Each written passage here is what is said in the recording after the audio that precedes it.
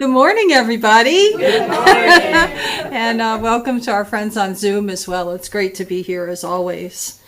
I have to be honest with you. I have a ton of thoughts flying through my head right now. Since right before I pulled into the parking lot, something popped into my head, and then another idea, and then another one, and then the order of service was different, and then another one popped in. And so I have no idea where this talk is going to go, and you're just going to come along for the ride, okay? So let's just be sure of that. The first thing that popped into my head, one of the first things that popped into my head was the daily word and how it talks about in that affirmation, I begin my Advent journey. You know, I've been reflecting on this. I called it a time of reflection, and I'm inviting you to use these next 4 weeks as a time of reflection as well for yourselves. If you celebrated Advent years ago, if you were raised in a traditional faith of some sort, as I was, Advent was that time of year for me where, like Lent, I was supposed to give something up and sacrifice so I could really splurge on Christmas, right? It was never discussed in my home as a time where you reflect or a time where you create something. And that's what I want to talk to you about today.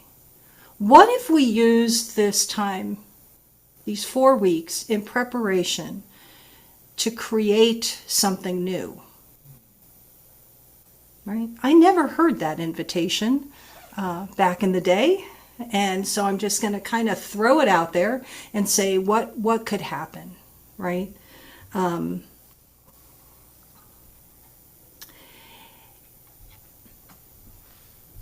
It's supposed to be the first week of Advent where we talk about hope and faith, right? And the affirmation in the daily word was about hope leading into faith, right? Empowered by faith, right? I always think of hope as wishful thinking, so to speak, right? Like, I hope this happens. I hope I get the job. I hope I get the guy. I hope I get the house, whatever it is. Right? It's kind of wishful thinking, and it's probably more on a human sense level, whereas faith, to me, is different. Faith is more about spirituality and knowing, regardless of appearances, that things are going to be okay, because things are already okay. Remember that phrase, regardless of appearances. It's going to be tricky to do that sometimes. Doesn't matter what's going on in your life, but there are going to be times when we're going to fall into that trap of it is never going to get better, right? And that's where our faith kicks in. It's interesting because that pamphlet that Jen held up too, the Be Not Afraid Advent pamphlet, it's the whole theme is about be not afraid, right? And I think about this because I think about the fact that they had to put that pamphlet together months ago. They didn't know what we were going to be facing. They didn't know what any of us were going to be facing on an individual level or on a collective level, right? And yet that was the theme, be not afraid. And how do you deal with faith? It's a great pamphlet to look through, to be reminded of what to do when you feel that fear. Now, I would be doing you a disservice if I stood up here and just said, don't be afraid, right? It doesn't work that way because we are these spiritual beings having a human experience. And part of the human experience is we're going to have fear, we're going to have anger, we're going to have all of these, what we label negative emotions, right? So we're going to have fear. So isn't it good to have some tools to kind of put together, to kind of know what to do when that fear kicks in? It's not if fear kicks in. It's going to kick in from time to time. It doesn't make us bad people. It makes us spiritual beings having a human experience, right? Oh. my gosh, time of Advent, I think of it as soon as that first Sunday rolls around. I don't know about you, but all of a sudden I think, oh, I have so much to do. Like Carla was saying, oh, like the list of things to get done just doubles in size. How am I going to get all this done? How am I going to fit the parties in? How am I going to make sure the grandkids get the presents? When am I going to do this? How am I going to do this? Right? And it just goes on and on and on. Right? It has to get done. It has to get done. So what if we flip that a little bit and decided to create something new for Advent? I love what you shared about, it doesn't have to be difficult. It doesn't have to be stressful. I'm just going to put one foot in front of the other, and I'm going to do the next thing on my list. And amazingly enough, most times when I let go of the worry of how am I going to do it, it all gets done. And what doesn't get done probably didn't need to get done in the first place.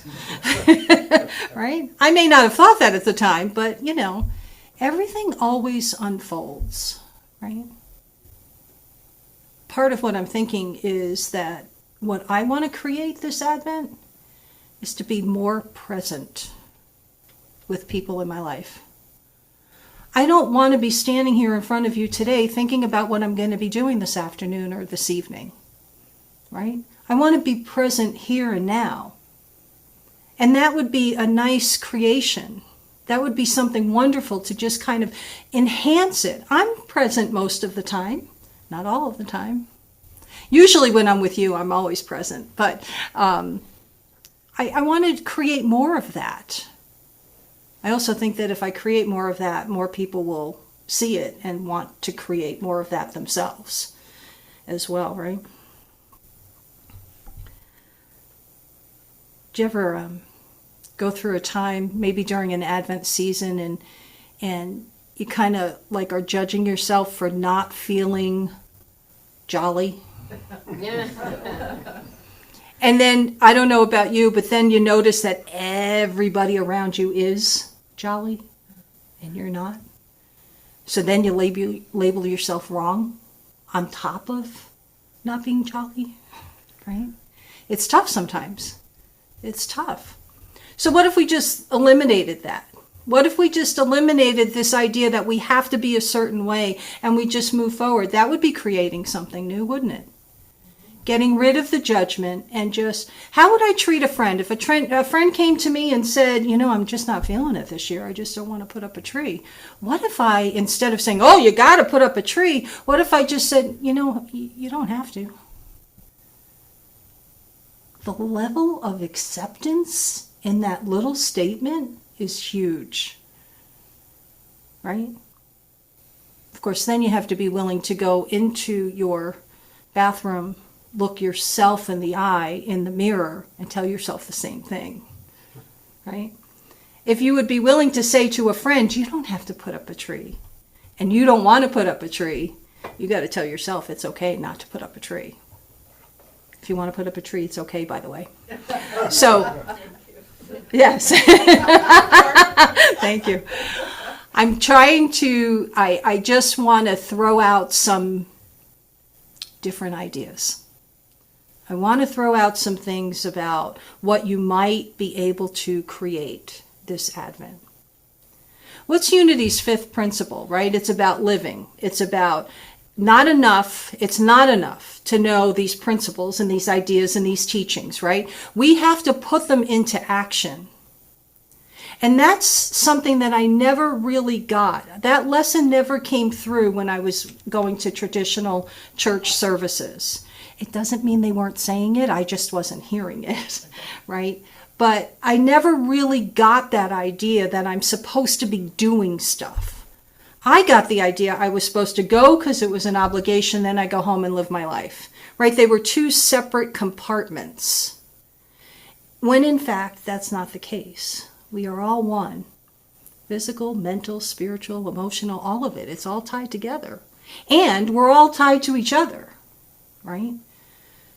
So in unity, I take their teachings to mean that each of these seasons, when we go through Advent, when we go through Lent, what are we going to create? What are we going to put into action? What am I going to do? Not think, although thinking is part of it. But that's not the end result. It doesn't stop at thinking. It stops when you do. What actions are you going to take? What are you going to create? I can see the wheels turning. I love it. I love it. Oh my goodness. This is a time to reignite hope, lean on faith, and open to the sacred beauty of Christmas.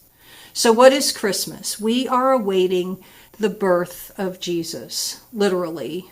Sort of, not really literally, but that's what we commemorate, right? That's what this is. Christmas is the birth of Jesus. Metaphysically, we are looking at the rebirth of our divine identity.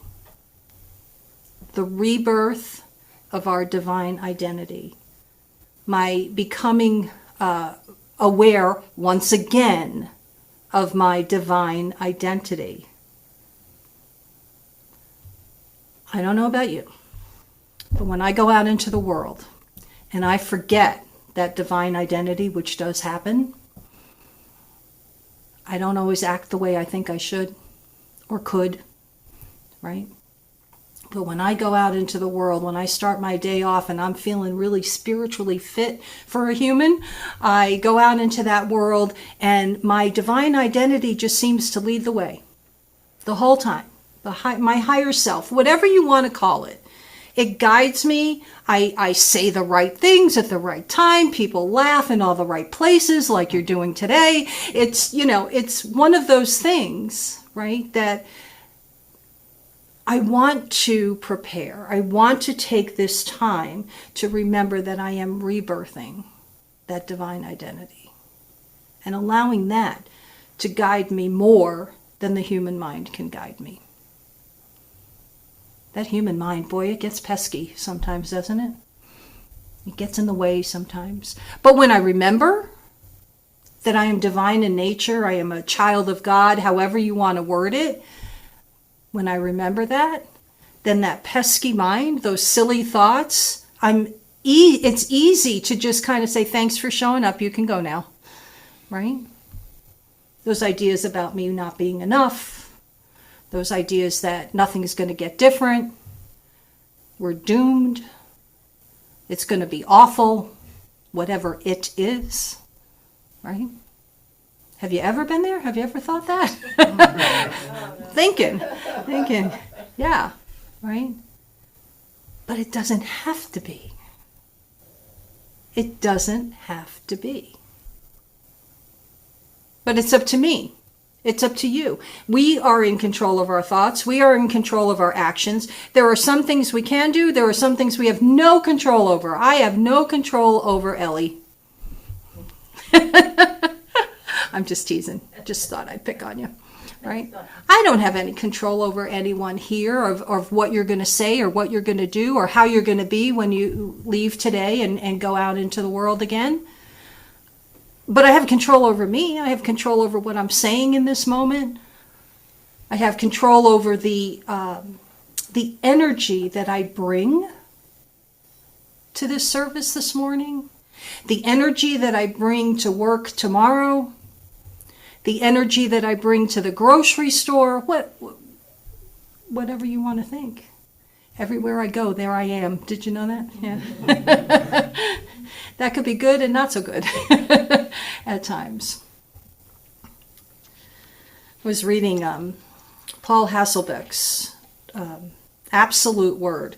If you don't know who he is a unity minister. He wrote the text Heart-Centered Metaphysics. We've used it many times for studies and things like that. He has his own website, and he does what he calls the Absolute Word, which he takes the daily word from Sunday and he translates it into absolute languaging, metaphysical languaging, right? So it's not talking about God, using the word God, because God could connote, to some people, they could interpret it as a being outside of self, right?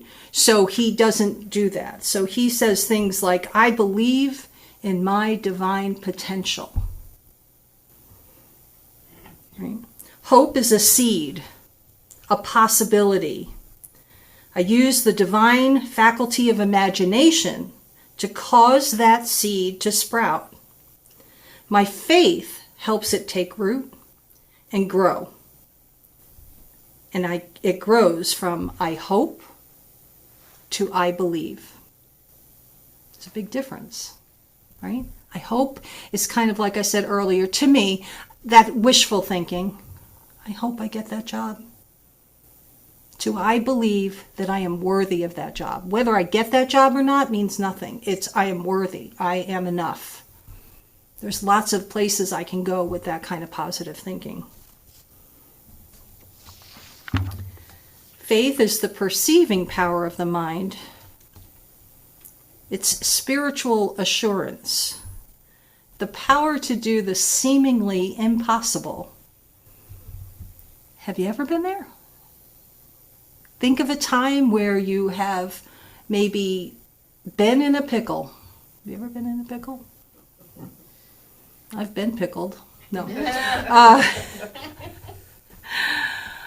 Where you've been in this situation and you can't imagine how you're going to get out of it, and it's pretty serious, and somehow here you are today. So you must have gotten through it. Whatever that big challenge was. We've all had them. I don't think I've ever met a person who has not had at least one big challenge in their lives. Right?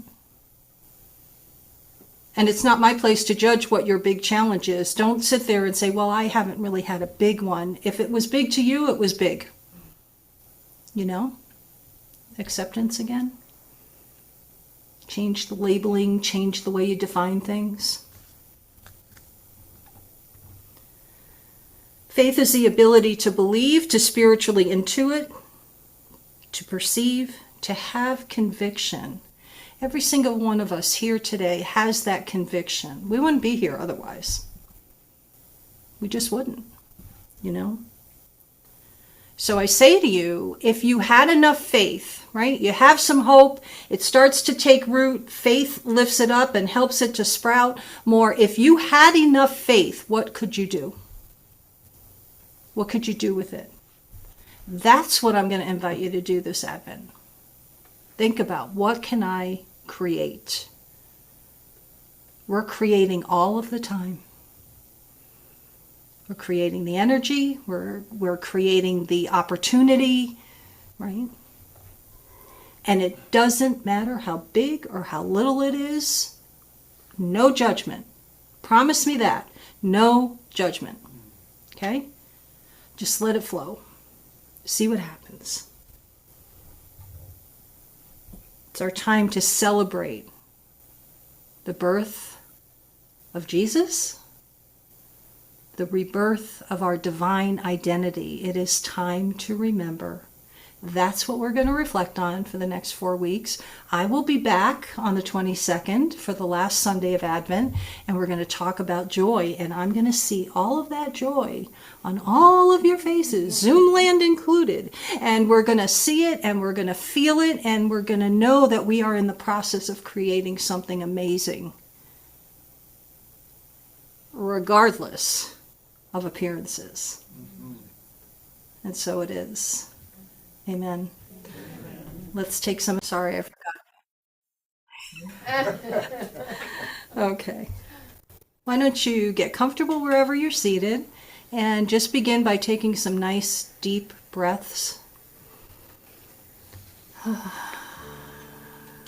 feel your body relax as you take each breath, as you exhale out. It's a beautiful day. We're together. You can close your eyes if you feel comfortable doing so.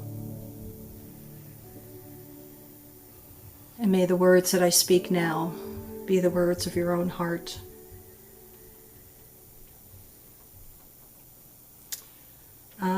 grounded in faith.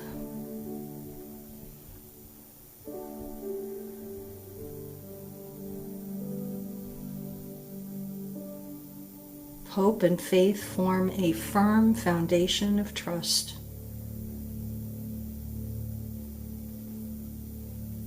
Trust in the divine. Trust in the divine that eliminates fear.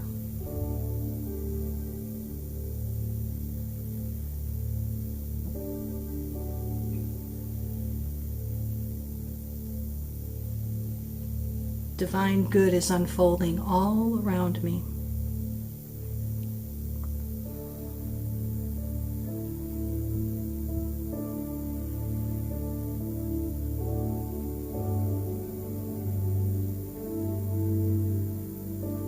In the Bible story, it says the shepherds were able to set aside their fear when they went to seek out the Christ child.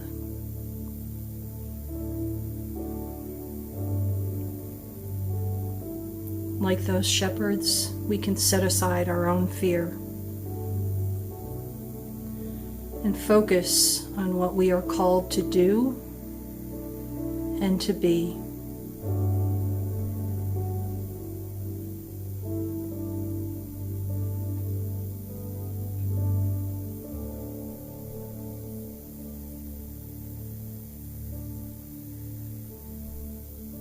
I have hope. Hope is the expectation of good in the future.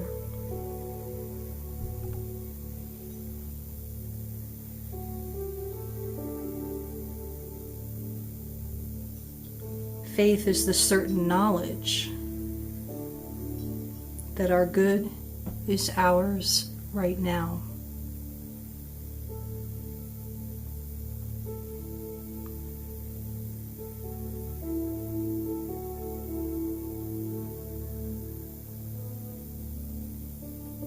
Our prayers no longer need to be, may I experience peace. Our prayers shift to, I am peace.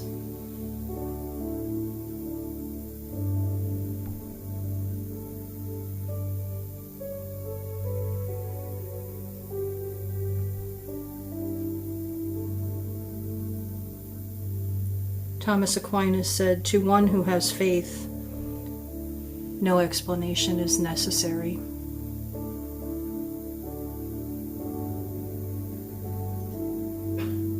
It is.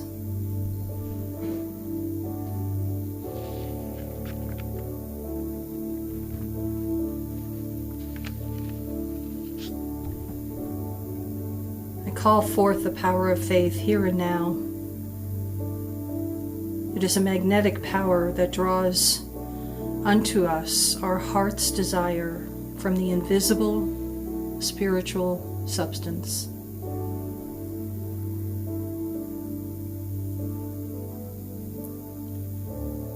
Faith is a deep inner knowing that that which is sought is already ours for the taking.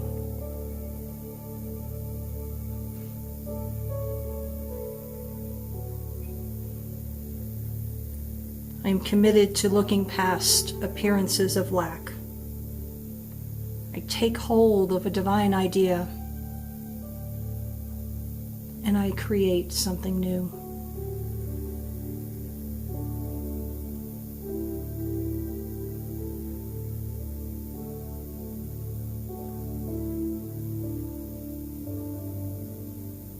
Faith is that power that helps me to believe before I see it, before I feel it.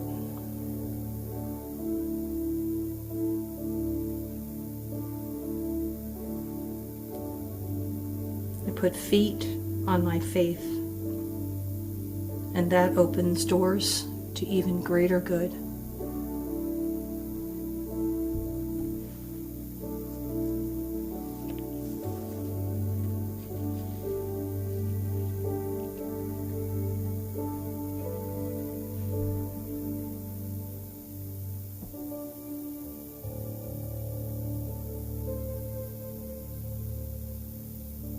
I am grounded in faith.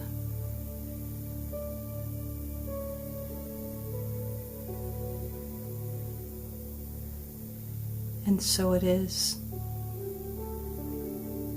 Amen.